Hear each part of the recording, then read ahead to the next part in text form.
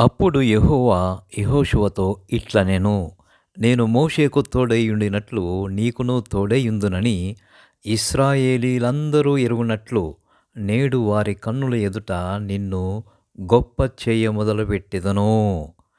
And the Lord said unto Joshua, This day will I begin to magnify thee in the sight of all Israel, that they may know that as I was with Moses, so I will be with thee.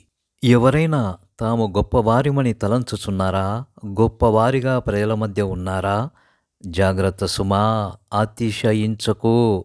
నీ గొప్పతనము ప్రభువు ఇచ్చినదే. ఆ ఘనత ప్రభువునకు ఆపాదించు. అతిశయించితివా, నెబుకద్నెజరు వలె అగుదువు. ఇలాంటి దృష్టాంతాలు మన మధ్య కోకొల్లలు. అతిశయించి పడిపోయిన